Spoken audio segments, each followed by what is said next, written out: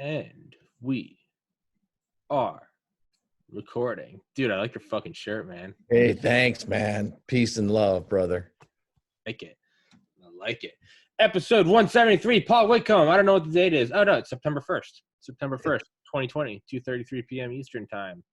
And world's kind of on fire. But as we said yesterday with my buddy Brad, you know, for a world that's going through a pandemic and a bunch of civil unrest, we're doing it in stride. We sure are. All things considered, like, we're doing it in stride. We're taking it. That's not to diminish the deaths, but like normally you don't have like running water and internet and electricity and automobiles during and delivery. Exactly. So fuck yeah. But so you don't need to introduce yourself. You've been on here enough times. I always go through your posts on Facebook. The underworld, was it clowns, killers? Kings, killers, and clowns. Killers and clowns, all about the Chicago outfit and mafia in general. And I like them. I like them a lot. There's a lot of interesting shit. But some of them are gory. God, that picture of the dude in the back of the car. Horrible. Woo. But what a terrible way to go. The one I saw, though, Dan. Mad Sam DeStefano. Serial killer. I was like, okay, yeah, like they're all serial killers. Like, yeah, I got it. But it was the soundproof torture chamber and the altar to Satan. And I texted you and I was like, we got to just do an episode. And you were like, let's do it today. And I was like, let's do it today. Big dick energy. Here we are. Here we are, buddy. So fucking just go into it. Just take the reins, Paul. There's so many stories that come out of the outfit, which is the name for the what you would call the mafia or the mob out east. Chicago is real different. We in popular culture, it really starts with Al Capone, who is probably the most famous criminal in history. I don't know. Can you think of another criminal that's as well known as Al Capone? I went to elementary school with his grandson was in my older brother's class. That's pretty cool. Yeah, New Hampshire, Aaron Ellis. Yeah. So that's really what starts the story, and it's beyond the scope of today to talk about the history of that and prohibition, and it goes back a long way. But boy, Mad Sam DeStefano was probably the worst torture murderer in the history of Chicago, and maybe even more. He was. What made it so bad? Well, it's a good question. Mad Sam was one of a family of criminals. Just to put it in perspective how twisted that family situation was, he had a younger brother, Michael, who was a drug addict, heroin, and it was embarrassing to Mad Sam, and he saw it somehow as unclean, and so he killed his brother. And very carefully washed his body, arranged him very nicely so he would be found right away. And that was how he dealt with the family embarrassment of having a drug addict. Many years later, his own brother killed Mad Sam. So it came full circle, and fitting ending. That's it. It really is, isn't it? But anyway, Sam DeStefano was a crook, a thief, a burglar, and there were a lot of them in Chicago in the 30s, as you've heard. Mm-hmm. It wasn't limited to Chicago, to Al Capone, and there were an awful lot of criminals who were not part of the outfit, that weren't mafia members, but they were just doing their thing. But a guy named Mad Sam DeStefano, who was known as just Sam DeStefano, was in prison and ran into a guy by the name of Paul Ricca. Paul Ricca was the real heir of Al Capone's empire. Okay. He impressed Paul Ricca in ways that I don't know. I can't imagine what kind of a thing you're doing as a talent scout for the mafia. You can't really post your needs on ZipRecruiter, Indeed. A literal headhunter. Yeah. Yes, we're looking for literal headhunters. Literal. We are. So So Sam, who lived on Sayre here on Chicago's far west edge, just about into the suburbs. Across the street was a suburb, actually. He married his wife Anita. He had a normal life to that extent, but as he began to get involved with Paul Ricca's outfit, first he became a juice loan collector. You know what that is, right? I have no idea what that is. Well, a loan shark. Okay. What is Call it, juice? you call it the juice in Chicago. Okay. And you loan people money at an outrageous sum. Yeah. Yeah, the interest is so high that just the interest payments are enormous. Yeah. And only desperate people go to juice loan guys. And well, you get to, how do you collect that money? There's no bank. You can't take it to court. And that quickly became Sam DeStefano's favorite part of the job. Oh God. He would torture people. One famous guy was a little late on the money, so Sam kidnapped the guy and chained him to a radiator and made his family at a family gathering, brought the guy in, chained him to a radiator, and made his family pull down their pants and urinate on him in front of the whole crowd. And he had a reputation for that kind of thing. That's why he was called Mad Sam. Even the killers in the mob were terrified of this guy. And Mad Sam was not just a bad guy. He was a Satanist. Yeah. And would have fits where he'd throw himself to the ground and spin around like some demented Curly from the Three Stooges and cry out to Satan and how he belonged to Satan and asking for Satan's help. And so the guy's got a pretty black resume. Sure. Not the kind of guy you'd want to borrow any money from, right? Or the guy that you want collecting your money. That's the interesting thing about it. He was Man, so sick and if so worked, twisted. I was gonna say, if he worked for China, the U.S. would have paid our debt off years ago. Need 20 trillion? Got it, bud. Here you go. That's exactly Lump right. sum, But then precious metals. You got it yesterday. it's amazing what an ice pick to the scrotum does to one's motivation. Amazing. Yeah, it really does. But yeah. But this guy, he was the real thing. I mean, he was so vicious and so unpredictable that even though he earned a lot of money, the mafia would never let him be a member, the outfit. He was never a made member of the outfit because he was just plain too terrifying and too crazy. He was too crazy for Al Capone's heirs. That tells you something about how whacked out this guy was. Kind of ironic. It's almost It is. It's almost the same stain that he viewed his little brother as, the heroin addict. Right. Same. That's exactly it's the same. right. Keep him at a distance. He's very useful. Yes. But that's all he is. He was an animal. It's a Rottweiler, yeah. He made a ton of money, and people were terrified of him. Yeah. Give you an idea. I got a couple of stories about Mad Sam they're pretty amazing. The first one is, this is how insane he was. He got upset at his wife Anita for some reason. I imagine being this guy's wife, and come home and dinner's not ready and whatever. He is just an awesome husband. Oh, wouldn't he be great? So he got mad at her, and this is how he punished her. And this was in the late 50s, early 60s. Segregation is still in play. Mad Sam got in his car, drove to a gas station, went up to the first black man he saw, stuck a gun in his ribs and said, "You're coming with me." Tossed the guy in his car. This poor guy's thinking he's getting kidnapped or what have you. He drove the guy back to the house and then forced his wife to perform fellatio on him at gunpoint to punish her. So this poor guy, you can imagine, he's African-American. He's being forced to do this. He thought for sure he's about to be either killed or sent to jail for the rest of his life. So he actually was let go by Mad Sam. He went right to the police station and reported the whole thing. Maybe Sam was just into that. Well, Sam was into a lot. Maybe he was just into that, and that was his excuse. If he had been alive in 2020, hey, no one shames you.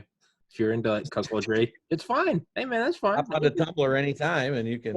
Yeah, exactly. But Props to that black guy. Well, tell you what, the guy was terrified, and rightfully so. Not only did he survive a trip to Mad Sam's house, but how do you even get it up during that? That's a really interesting technical question. I'm not really sure to know the answer. I had a friend that had sex in the U.S. Capitol building. No kidding. Yeah, he was like 22 or something. Brilliant kid. One of my best friends.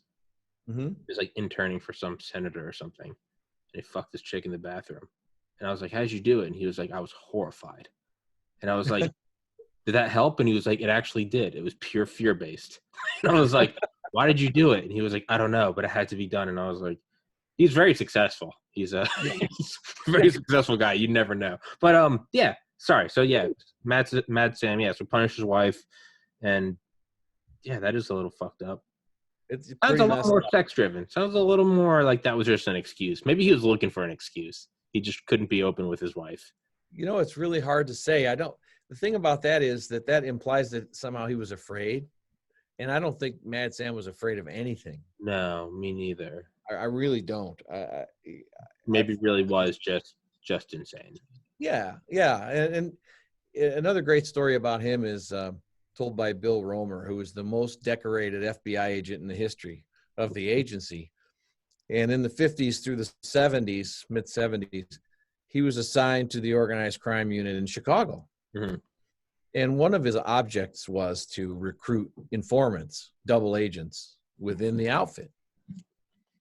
So Romer, in his book, The Man Against the Mob, writes about how he tried to recruit Mad Sam by visiting. Once a week, he would go to Sam and Anita's house on Sayre Avenue and just to try and talk to Sam, just to try and cultivate a relationship. And Anita would always serve him coffee before Sam would come up from the basement. And this went on for years. Now, Romer always thought the coffee was bizarre, but he figured it was some Italian thing. It just didn't taste quite right. Later, he was talking to a confidential informant that he did recruit after years of visiting Mad Sam and the weird coffee. And the informant said, you dumbass Romer, he's been pissing in your coffee every day. Yeah, that's better than I thought it was going to be. I figured it was going to be piss or something. I was I was thinking it was going to be like the blood from the jugular of whoever he was torturing. This is not as bad, man. If you ever gone through a fraternity and you were a pledge at some point, you fuck with their food and their drink. And in turns it probably happens to you. That's not as bad. It's fucked not up. As bad as it could have been in the universe of Mad Sam. I was thinking it was going to be like the entrails or like the recently evacuated bowels of whoever he just killed. All things considered, that's not that bad. All things considered, you're right. And I had never thought of it in that perspective. I think Romer probably should have thanked him. Yeah, all things all things considered, we're taking the pandemic in stride. All things considered, pissy coffee. Peaceful. That's pretty good, man. That's almost as good as just simply getting off by, you got away after getting some head from his wife. That's all things considered, that's got away. You're right about that. But the FBI agent and he was so nuts that every time he was arrested, he had a trial, he would make a circus out of it. So in the last one, he's indicted with one of his students, someone he brought up in the mob. You might know who he is, Tony Spilatro. Okay. Casino, right? Casino. Yes, you've seen it. So the Joe Pesci character. Joe Pesci, yeah. Who looks identical. Who looks like him. Absolutely. Now, I think Joe Pesci was over the top a little bit in terms of the constant cussing, emotions, but he really played the part well. And so he and Spilatro are on charge together, and Mad Sam comes to court in a hospital bed yelling at the judge through a megaphone. So this was of great concern to his co-defendants, as you can imagine. Yeah. You can imagine this is not going to make the jury like us, right? No. So Mad Sam's in his garage. Don't know what he was doing for sure, but up comes Tony Spilatro. Behind him is his own brother, Mario DiStefano. greets him, says hello. Tony Spilotro steps aside. Mario's got a sawed-off shotgun, double barrel, and he unloads both barrels right into Mad Sam. One severed his left arm completely from his body, killed him instantly. And they walked away calmly. And that was the end of Mad Sam DeStefano. It's like the line from Goodfellas. It's like, it's the ones who get you. It's like, they're your friends. It's not your enemies. They come to you smiling. Always. Oh, it's so. But I feel like you probably got to know that when you're in that industry. Oh yeah. I don't think any of them are doing it in hopes of living a long life. No. It's fast and hard. There are so few exceptions to those that lived a long time. Yeah, I always think of that. Out of 10. I always think about that when watching Goodfellas, because in my fucking pussy mind, I'm always like, how can you do this? Are you putting away money? You're spending all that money on coats. You're killing everyone. You're gonna die. Like, you know, because I'm just like, oh God, what are you doing? But I realize now, I'm like, these guys, you know, I'm looking at it like, I want this podcast to grow. I'm 30. By 40, I want to do this. By 50, I want to do this. By 60, I think I can push for change in mental health. These guys aren't doing that. These guys are fucking, you know, getting blowjobs from 3 girls at once, pinstripe uniform. I'm drinking $10,000 cognac in a brand new Cadillac with pearlescent like dashboards. And I don't know if I'm dying a day or in 10 years. Right. But they're going hard today. Or what kind of a death it's going to be. Yeah, death is. I don't think these guys are scared by that. I think they know it. Be Chicago, because Chicago's known for torture. They don't just kill you. Okay, so it's not just the simple to the back of the head. It's no. But even then, man, maybe that's their payoff. They're like, hey, it's part of the thrill. It's like I don't know. It's getting like hot wax on your balls. It's part of it. They're like, that makes it so much better. Something drives these guys that you and I can't rationally relate to. Power. That's what I'm saying though. The power. You got to think, even being like the president, I look at it as like, that's terrifying. Everyone's trying to kill you. You got to have X Delta Force around you at all times. Right. I feel like if you're at that point, that probably helps get you. It probably helps you get it up, knowing that those guys. It's a different breed. It's interesting how every point in this conversation works its way around to erections. Well, you know what? That's everything in humanity. I mean, what is a penthouse but a very nice eagle's nest? You're doing your dance. What is an Armani suit? How is that any different from like a colorful feather? It's all mating dances, man. Well, it's hypoallergenic. It's all it is all it is mating dances. That's all anything we're doing. Why do you want $1 billion? You can max out your fun at a couple million. Why do you want $1 billion? Mm-hmm. To have any girl? Why? So you're the man. Why? Because your DNA is playing a trick on you, and it's saying everything's got to go through the dick into a vagina. And we're just cavemen. We're going to the moon. We've gone to the moon. We're doing great things. But I mean, come on, dog. We're apes. That's all it is. It's all boners. It's all big dicks. All right, I'll buy that philosophy. If we can remove that drive, that's when evolution will go through the fucking ceiling. No longer driven by dicks. Who would want to live in the world like that? Exactly. So maybe that's an evolutionary. Maybe it's not a bug. Maybe it's a feature. Have everything driven by dicks. I swear to God, you'll have these puppies on the moon within 10,000 years of making the pyramids. It's a plus as far as I consider it. Hey, as far as I know, it is. Maybe it's not. But let's bring it back to the satanic aspect of that, because Jeffrey Dahmer was building I really don't. I hate looking into serial killers because I'm such a pussy and I get scared. But there's something that you can't look away from. It is a train wreck. You just like, what happened, right? He was building an altar out of like skulls and bones. But I don't think he was truly into Satanism, because when asked about it when he was in prison, he kind of just shrugged and was like, I don't know, it kind of seemed like a cool thing. Didn't seem like he was as into it, like eyes wide shut, kind of like Illuminati shit. Mad Sam seems like that was his nut. Yeah, not in like a Church of Satan Hollywood type of way, but in a genuine, he thought Satan was where it was at, and he was as evil as he could be. And I personally know somebody who was in that basement and survived, which made it rare. And second, he saw. Can you touch on that? The altar. Well, yeah, I have a friend whose name is Red We Met. Okay. And Red got out of the Marines, moved to Chicago, 1965, and got connected with the Chicago outfit. And he ran a porn shop, and of course that's the kind of thing that attracts the outfit. And he did minor things for the outfit, but the main thing that happened was he recorded over 600 hours of conversations with Frankie the German Schweiss, who could make Mad Sam DiStefano give him a good run for his money as the scariest guy in the Chicago outfit. Why is that? So Red We Met through his connections before he turned over this to the government. He was in Mad Sam DiStefano's basement for a meeting with a guy by the name of Kurt Hansen. And he knew what went on there, and he lived to tell the tale. Can you tell the people listening what went on there? Oh, well, sure. And he, Soundproof basement.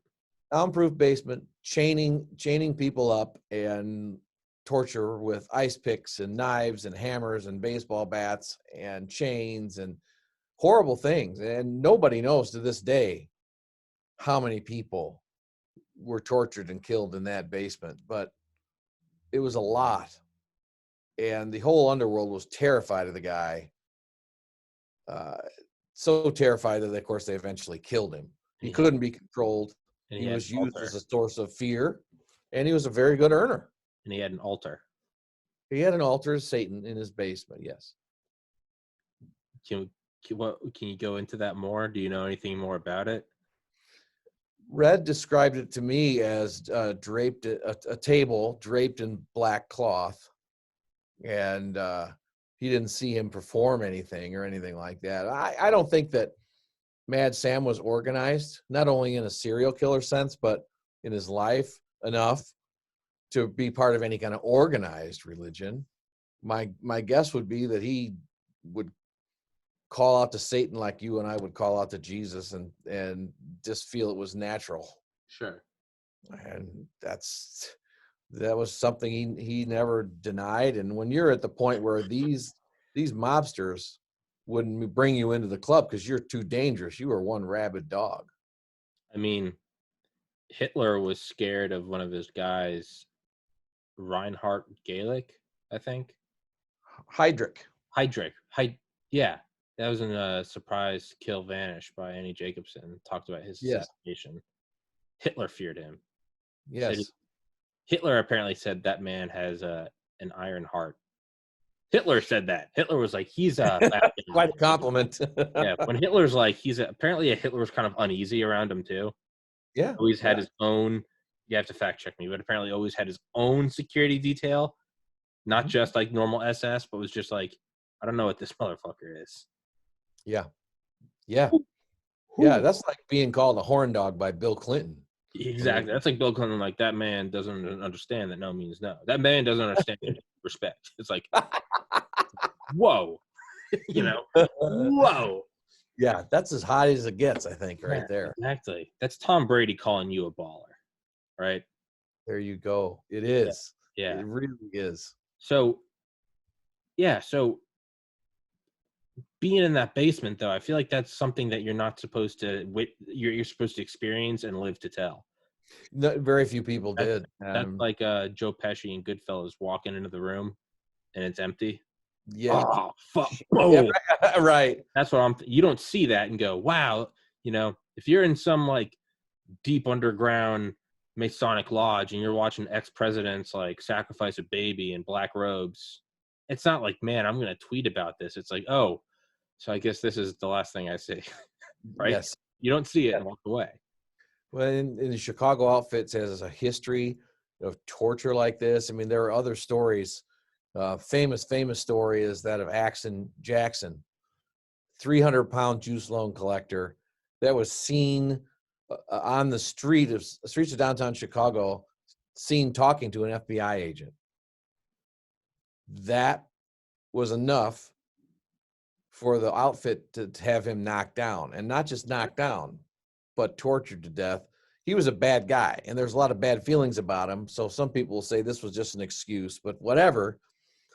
Several outfit hitters took him to a meat rendering plant and hung him on a meat hook through his rectum and tortured him with a cattle prod. They would pour water over his body and then stick him in the penis with the cattle prod, smashed his knees with baseball bats.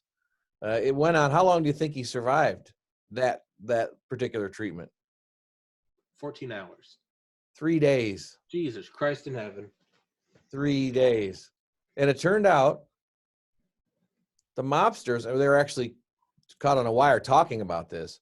One of them said, I never could figure out why that fat fuck didn't admit that he was a rat. Well, the reason was he wasn't. Damn. The FBI agent just came up to him and started talking to him. Jackson never gave him anything. Damn. So in his mind, he's probably like, I'm not telling this guy shit. They're going to be so proud of me. Yeah. Yeah. And they're like, fuck that guy. Right. That's exactly right. Maybe that FBI agent was a sly dog. Maybe he was like, I'm going to let these motherfuckers see me talk to him. Maybe that got him. Yeah, I was going to say, that's a way to get some street cred in the FBI. Be like, yeah, I talked to a guy once and they tortured him to death because they're scared of me. Yeah. Yeah. Absolutely right.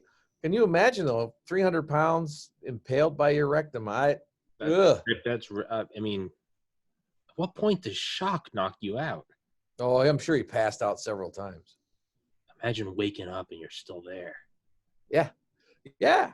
So, I mean, those are a couple of the stories of torture in the Chicago outfit. And, of course, the most famous one, if you've seen Casino, you've seen it, where they put the guy's head in the vice. Pop his eye out. Popped his eye out. That was Tony Spilatro that did that. Mad Sam's protege. Ugh. One of the guys there was eating pasta while it was going on. So you can imagine. I saved that image you posted in your Facebook group, which I'll link in the description and top comment. Mm-hmm. Is Al Capone's spaghetti, secret spaghetti? Oh yeah, yeah, it looks good. I want to get my mom to make it. Yeah, we're gonna give that a try. It's a lot of good recipes, a lot of good eating. That's one thing about. Fucking, like I said, man, it's live hard and fast. Yes, that's one thing you always see on TV, right? The gangsters, they go to their moms and she feeds them all before they go out and bury the bodies. Yeah. Goodfellas has a great bit about that. You gotta eat, Mom. We gotta go. We gotta eat. What's yeah. Have a meal. Yeah. With the tomatoes in jail, gotta get them just right, just right. Yeah, it is. Yeah. God damn, man. But I like that group. I like that Facebook group. It's I love seeing the posts. It's because I download social media to post my podcast and then I delete it every day. I've been doing it for about a year since I started the podcast, 9 months. Because I did on a side tangent that I won't go on. I find my mental health is better and I'm in a happier place when I'm not constantly, mindlessly, and aesthetically just scrolling. Yeah, I agree. You do it long enough, and I don't even just mean you'll waste time. You do it long enough, and I find that it's like almost like a draining system. Like they all drain to the same main sewer. I always find I end up in the main Reddit, Instagram, Facebook. I always end up in the same main sewer of thought, and it's look at everyone else's life. Look how much better they are than mine. And then I'm always like, that's a curated image. It's edited. They took, and not only is it edited, but it's pre-edited in that they chose to take that picture instead of all the other hours of them hanging out, waiting for their meal. Instead, it's the perfect lighting, and it always makes me depressed. So but I do post my podcast there. But whenever I get on, I can't help but scroll for just a couple minutes because I see all your posts. Because that's the only thing. Everything else is just like as Tim Dillon says, it's just old people screaming at each other. So I just try to do that, but I see yours and I love the post because it's always. I mean, it's like history quality. It is. It's the point of me saying all that. The picture of whose wife and your wife. Oh yeah, that was Nancy Spilatro. Yeah, Tony Spilatro's wife. Yeah, you've got a mob boss wife, Paul. That's what she tells me. I tell her you need a mob, and she says that's nonsense. She looks the part. She can play it. You can play it. You could play the part of a mob boss. Yeah, I'd love to. I think it'd be great. You absolutely could. The one that lives to a long age. Yeah, That's long the one. happy ending, and it turns Very- out at the very end they find out that you were running it through surrogates. Correct. That's the way to do it, man. Is to never show your Right. fucking face. You don't want to be Man, the I front tell you, some of them has succeeded in doing that. because you never hear of them. You can never hear of them, and there are ones that just come out of nowhere, and all of a sudden you find out like these were the guys at the top. Yeah, and The they're like government's 90. chasing other guys. Yeah, you've Yeah. seen some images of that of like the outfit lineup, and it's always like it's a guy's face or name that you never hear. And it's like you've heard of Al Capone, you've heard of Tony, and then you just see some dude, and it's just some Italian motherfucker, but he could just as easily just own a deli. But it turns out he's the mob, he's the kingpin, but he's not fucking stupid. He plays it through different faces. You got it. You got it. You don't want to be John Gotti or Al Capone. No, You want to be Sam Carlisi. Yeah, you don't. Yeah, You don't know who that is, and nobody knows who that is. The No. government didn't have a picture of him. You don't want to be the CEO of Apple. Nope. You want to be the fucking the hedge fund owner that is hidden behind umbrella corporations. But That's the key. when you see that though, it leads a little bit of like, what's the right word? Is credence the right word? Lends credence? Yeah, credence or street cred, or depending on the implication. Oh, okay. I mean, like I'm looking for like, Gravitas. authenticity, like legit. Well, I'm saying it gives some seriousness to the idea that like the president is just a front man, whether or not he knows it.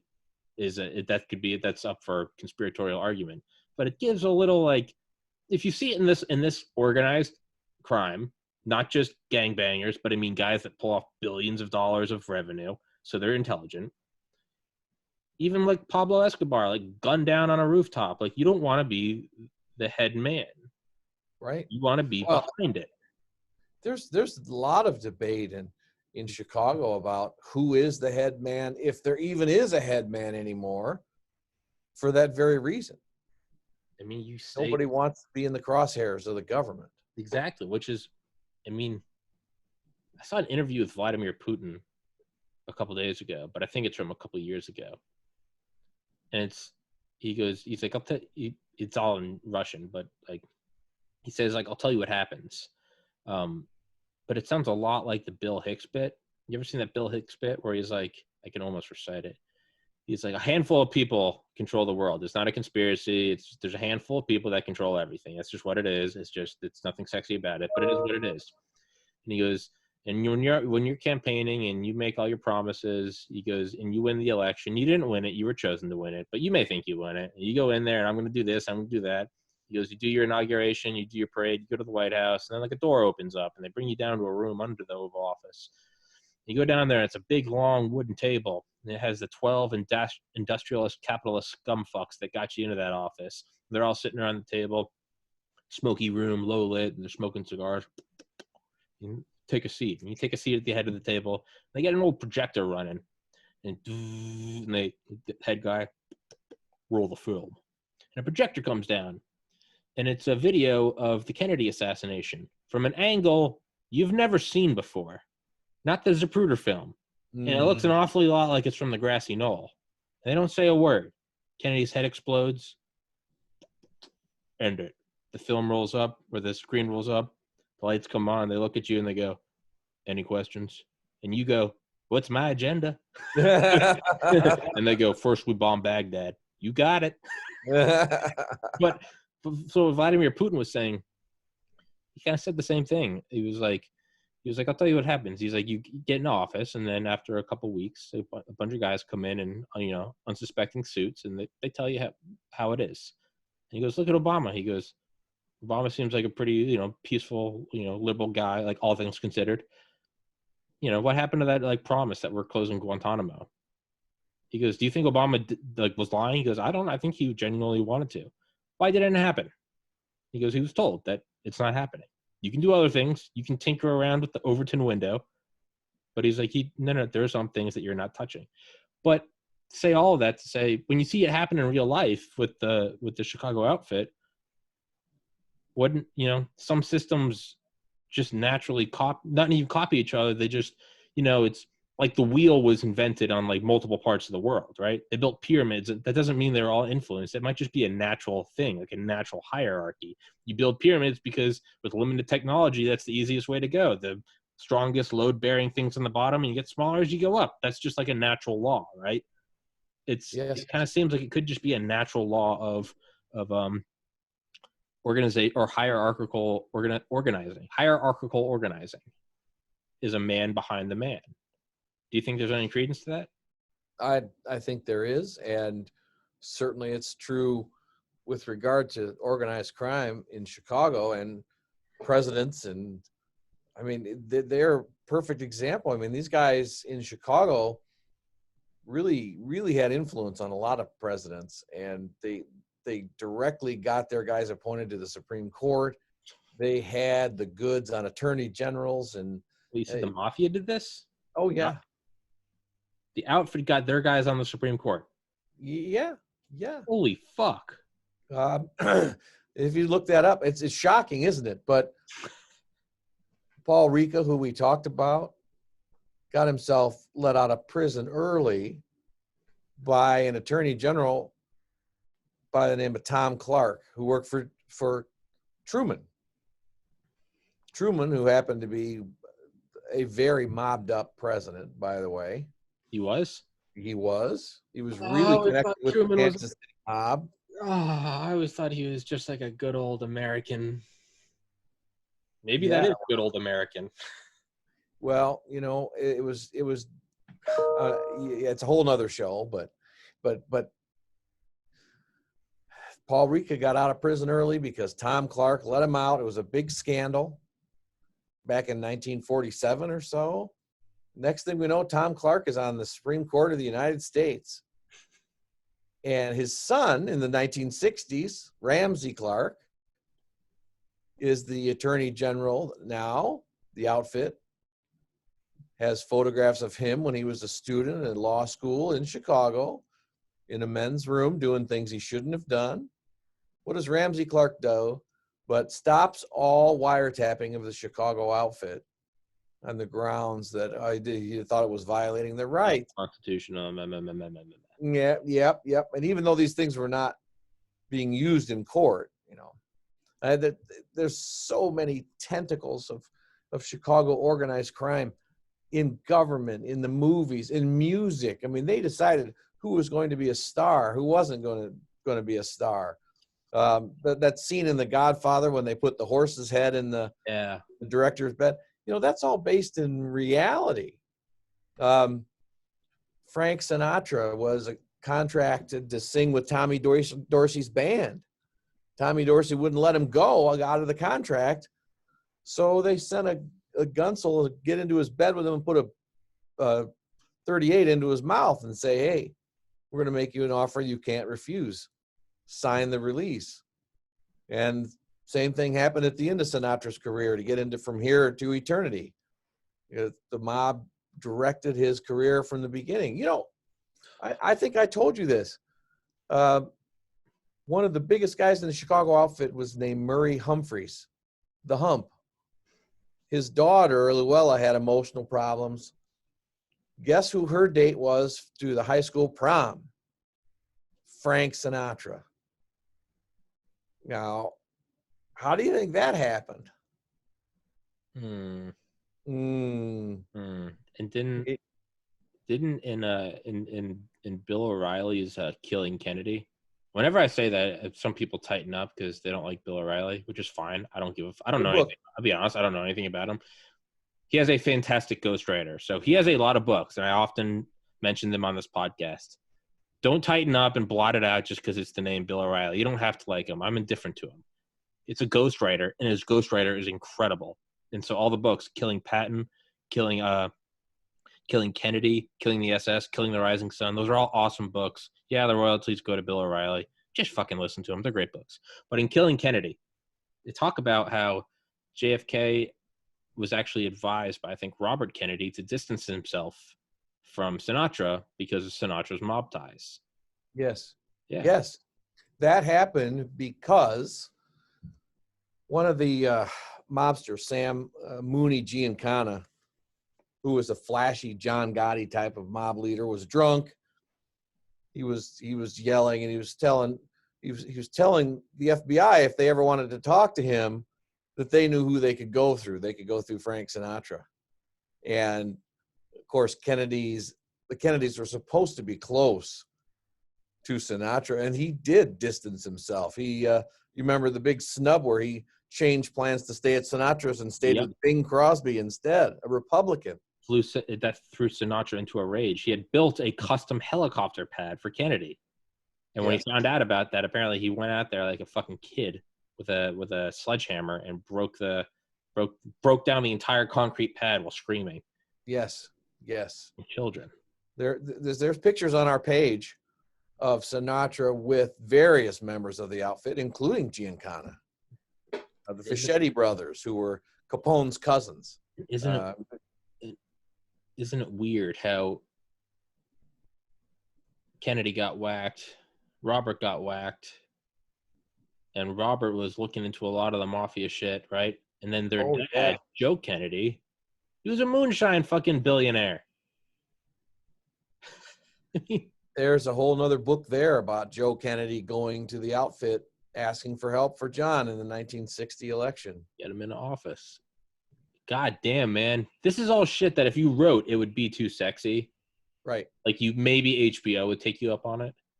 Oh, yeah. I mean, real. Real. Kennedy's CIA reached out to the outfit for help in assassinating Fidel Castro. Mm-hmm. Mm-hmm. I guess you think, well, who else is more qualified to kill somebody than the outfit? I mean, shit, the U.S. government partnered with the mafia in New York because we were putting all of our war effort into going across the Atlantic and the Pacific because we had to go deal with all that. We didn't have time to deal with our own shore. So one thing we did, we had a lot of early citizen effort.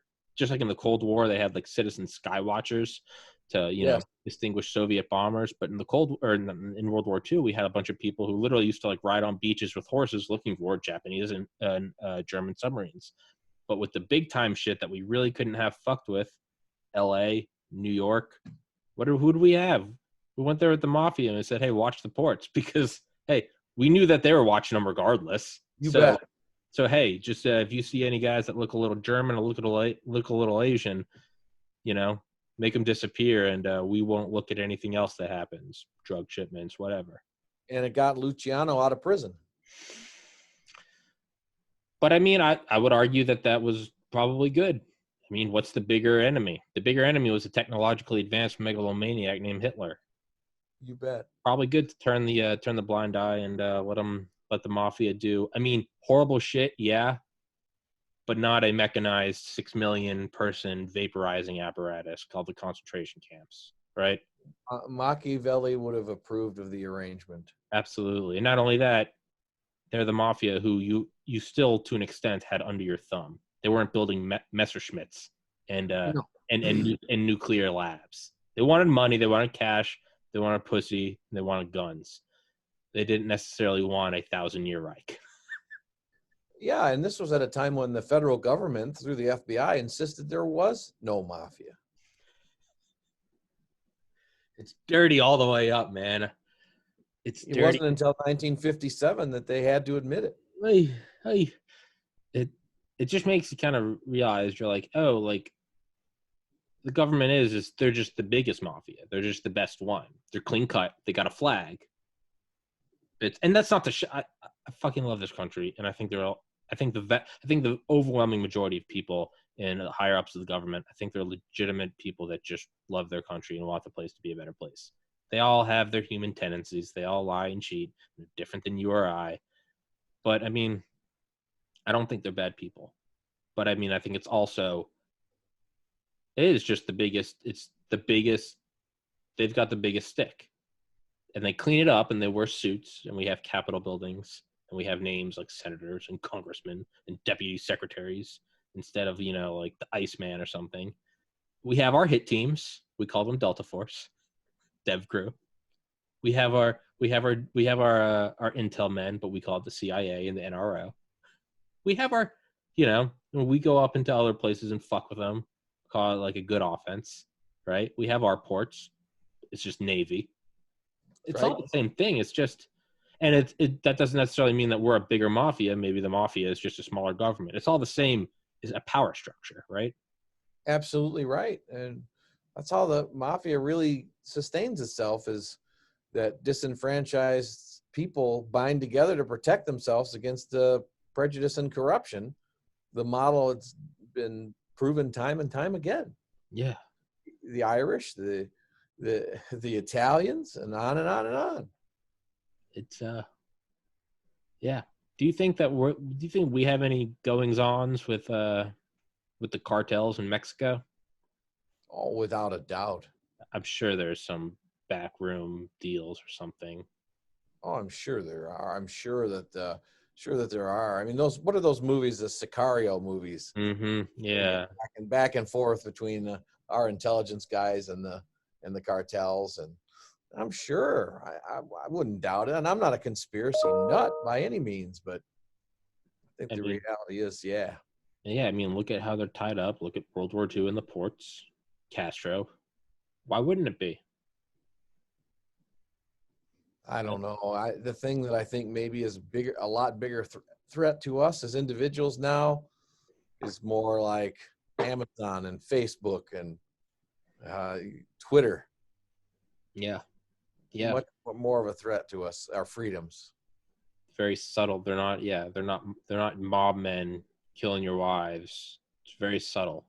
They come to you with brightly colored apps with squeaky, inviting little invitations and little noises. You like a tweet, or bing, and a little heart explodes. Ah, I posted something. I got 10 likes. Yeah. But they're that little reward. Little tentacles wrapping around the planet. It's even worse though is China. Did you see good for another 10 minutes? Yeah. Let's do it. It's I don't know why I just did that. A whip. It was a good sound though. I thank you. I thought to myself, that is a good whip sound effect. That is a good whip soundtrack. This Tommy's a good guy. You know what? I'm gonna write him a check for $2,000 because Paul, stop it. You don't need to do that. But if you insist. If you insist. But so one of my favorite video game series is called Black Ops. And the first one came out when I was in college. And it's just like conspiracy, just like sweet nectar. And it's all about like past events. It's fictional kind of, but it's like the first one you're like, you're dealing with Soviets, you're dealing with like taking out their paperclip scientists. It came out in like 2010, right? And it's like the whole tagline was like, it was like the unwritten history, like what really happened. And I remember I loved it. I was like, fuck yeah, it's like off the books, so, no insignia. And it's like, yes. And like your guy ends up turning into like a Manchurian candidate that kills Kennedy or something. It's amazing. Even if you just watch like the cutscenes, all the cutscenes tied together, it's like an hour. It's a great little movie.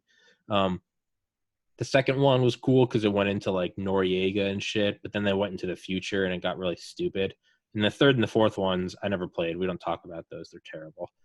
Okay. They're coming out with another one called Cold War, and it's all under Reagan.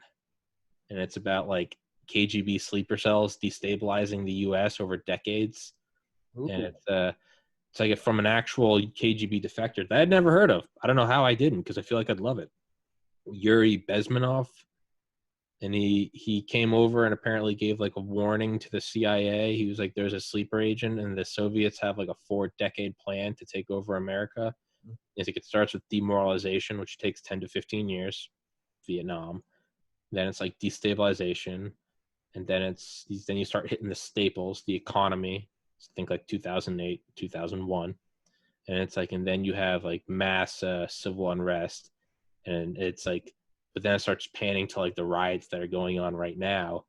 It's like, and finally, and it's like, it ends with like electing these schmucks that normalization. They institute these big brother programs. And it's like, and then they start to make promises. Doesn't matter whether or not they deliver them, right? It's like free college, free Medicare, free. And he goes, and that's how it's happening. He's like, and this isn't like the 80s. And he's like, and this is all ticking every second that's closer. And he did defect. He ended up, I think he wrote like a book called like A Love Letter to America. Like he legitimately loved America. But so this video game is about that, right? And it's about all these guys. There's a high-level spy that's pulling it off called Perseus, who apparently is a historical figure that they never found. And, it's all, of course, sexied up for the video game. But the entire thing is all the comments in the YouTube and the YouTube comment section are all like, the Black Ops 1 and most of 2 were all really sexy because it was all real shit. And then 3 and 4 got into stupid. It was like 1,000 years in the future and you're in space. And I was like, whatever. But it's like back to that sort of like real history kind of thing. But it was also like, does anyone else feel like this is like oddly aimed at 2020? Like everything that's going on right now? The tagline they keep doing is called like, know your history, because it's real. This is real shit. I mean, we know with China, the 100-year marathon, we know they have a 100-year plan. All of that to say this, in the original trailer, there was just a couple frames of when they're using like civil unrest, like footage, it's just random riots. It's like, it's like Polish uprisings, like East Germany, West Germany. But there's like a couple frames of Tiananmen Square. China reached out to Treyarch, Treyarch, the company that makes Black Ops, which I think is owned by EA. Could be wrong. Activision, whatever. And they said that you're going to remove that. You're going to remove those couple frames or you're not going to have access to the Chinese market, which is 1.3 billion people. Yes. And Treyarch took down the trailer and re-uploaded a new one with at the Tiananmen Square. But they still have the audacity to say, know your history. So it is now, it's already being tainted and asterisked by know your, people, the sarcasm font, capital letter, lowercase letter, capital, everyone, know your history, as you're actually wiping out your history. And so it's weird that it is real time, know your history, as the history is being erased from the literal trailer saying know your history. So, yeah. So it's meta history now. Yeah, it's happening right now. That doesn't have anything to do with what we were talking about, but I thought it was interesting because you and I had talked about China before, and I sent it to General Spalding, asked him what he thought. I think that's fantastic. Yeah, and it's a business decision. I understand it. You're a private business. You can do whatever the fuck you want. I'm not trying to say that you can't do that. You're more than welcome to. It's like you and I always say, you're free to do that. You're free to censor. You're also free to lose your business. Exactly. Consequences. Yeah. Yeah. Why don't they do a version for China that doesn't have that in there?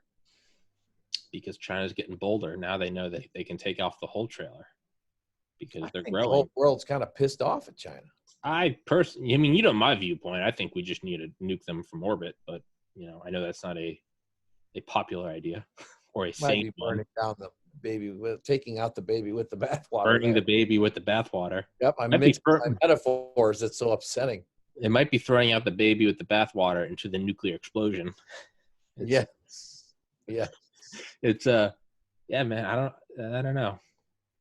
I'd like to think that I don't know where I'm going with that. I'm listening to Dawn of the Code War. Who the fuck is it by? One of the authors is the co-author is Garrett Graff of Raven Rock. Yeah, right.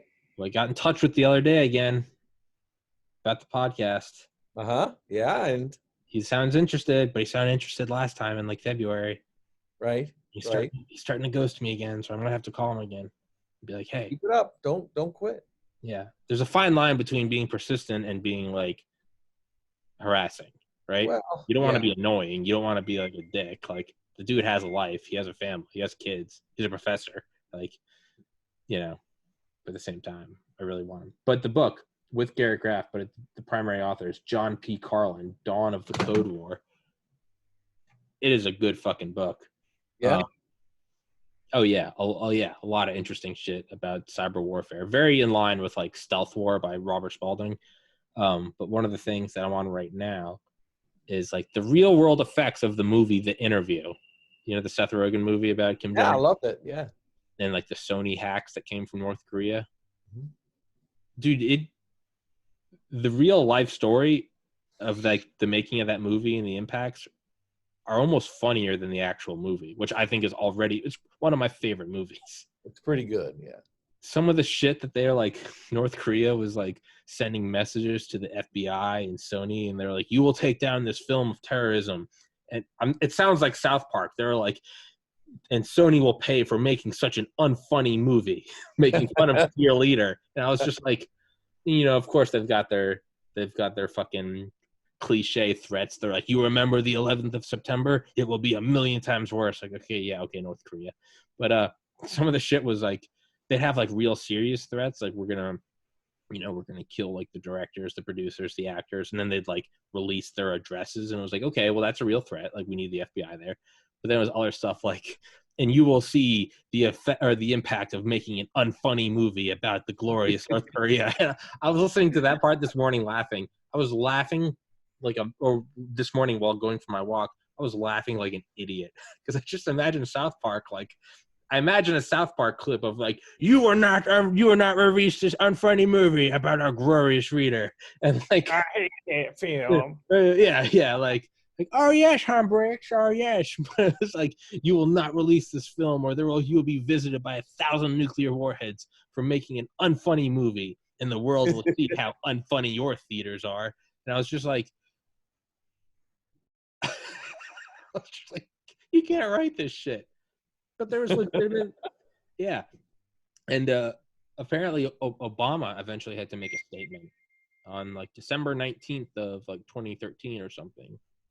I don't know if it was a public statement or if it was a statement to the intelligence community, but it's fucking brilliant. Obama was like, he was like, this is obviously a grave threat and of for setting future precedences of letting an outside actor push censorship on us and fear that is letting terrorism win, and worse yet, could impose self-censorship. And but then he was like, "If they don't like you for putting out this movie, imagine what will happen when you put out a documentary on them." He goes, if you let them start censoring you now, it's over." So he goes, "They are personalities," talking about Kim Jong-un, he goes, "They are personalities that don't like being made fun of, but indeed they are personalities that should probably be made fun of." And then got on Air Force One, and I was like, "That's fucking hilarious." So Obama basically saying, "Release the film, just release the film, fuck them." And then apparently, like all of like North Korea has their own internet called the intranet. It's like a self-closed system. Apparently, like a couple days later, like that whole system went down and no one could get online in North Korea. It's kind of like the intelligence community smiled and winked. Like, "Oh, we don't know what happened. Wow, that's crazy." But what a coincidence. Yeah. So I thought that was kind of badass from Obama. Yeah, he was like, yeah, they should be made. And then he said, he's like, "And we will return in kind." And a couple of days later, their whole system went down. Oh wow, what happened? What a coincidence. Big dick, baby. Closing this podcast up. Are you gonna make a podcast? We're doing one. We're doing it's a video now. It's on YouTube. Kings, Killers, and Clowns, the underworld. Send me the link. So I will send you the link. We've got our interviews up there with yesterday we did a cast with the author of a new book about Capone and the Untouchables. Okay. And the guy that wrote The Road to Perdition. I don't know if you've seen that, the Tom Hanks and Paul Newman movie. Mm-mm. And we've been having a good time, and we're putting more up all the time. So you got this all started. I was because I thought I saw something in your Facebook group about an episode. I was like, "Is Paul finally doing it?" Yeah, you got it started, buddy. Bullshit. I think, dude, I'm excited for that. I want to see you go into it. That's gonna be a good, because there are a lot of podcasts that are just series about specific things. Like there's the Fighter Pilot podcast. There's the After Action Review report, which I haven't watched, but I've seen some of the guys I've had on be on there. I think Comstock, Mike Durant, and it's by this dude. It seems like it's my age, ex Green Beret. He describes himself as the world's most okayest Green Beret. But these are all like specific things, right? Fighter Pilot podcast. There's all very specific. There's like nuclear war podcasts, serial killer podcasts. Mm-hmm. You clearly have a passion for the Chicago outfit. Make a fucking Chicago, because you can't rely on the History Channel anymore because it's all a bunch of fucking rednecks looking at the aliens in the skies talking about how there's bulletproof alligators. Like it's Right. that shit's retarded. You can't have it anymore. So yeah, they've handed the field for legitimate. They're now re-uploading all their old shit from the 90s and 2000s. Yeah. Superstructures, documentaries, all the and the videos are in like 144p because they're all made in like 2003, but they're re-uploading them like in 2020 the last couple months. Everyone's commenting like, oh my God, you remember this? How great all this shit was? You know, real Air Force One episodes or the Petronas Towers in Kuala Lumpur, like wonderful. And point I'm getting at is they've completely abandoned that market in the last 10 years to go for aliens and retarded rednecks. Like, and Bigfoot. In Bigfoot, yeah, but all that real shit, no one's delivering that anymore. You got to come in there, man. There's a fucking opening. Go get it. Chicago outfit. People still want this interesting shit. It's just you're not going to get it from them because they're chasing that lucrative Bigfoot alien niche, which apparently is massive. But come on, Nazi moon bases are fun, and they will never not be fun. And I will fucking die on that hill. But that's right. There's not a. I mean, that's why you have the After Action Review. That's why you have the Fighter Pilot podcast. That's why you have that channel, Mega Structures. It's all the same shit that Discovery Channel and History Channel used to do, but they don't do it anymore. So, and point of that rant is, you need to go in there, swoop up that shit, take it over. I don't know. I'm thinking maybe a ghost investigator show. Yeah, fuck you. If you do that, I'll kill you. I will. This is a threat. This is a threat. Show this. You're a lawyer. Show it to your lawyer. This is a threat. If you turn your fucking Chicago outfit information distribution platform into a ghost show, I will kill you, Paul Whitcomb. You can take that out of the bank. I'll send you a transcript. I'll sign it and fingerprint it. I can't refuse. Yeah. I'll fingerprint that shit. You can bring that to court. I'll go to court willingly. I will kill you, Paul. Well, thank you for being honest. Just being honest with you, man. I won't actually do that because there is some asshole out there that will use that. But Paul Waco, episode 173, 3:35 p.m. Eastern Time, August 32nd, 2020. Till next time. Till next time, brother. Till next time. Are you good? Did you watch that video? Did you watch that video I sent you? That like 60 frame per second video remaster of that 1902 monorail system in Germany? I have not seen that one. Did I not send? Which one did I send you? You sent me the one The about remote the viewing? listening stations underneath. Yes. That's an episode that we need to do. Yeah, that's really weird, man. Isn't that weird, man?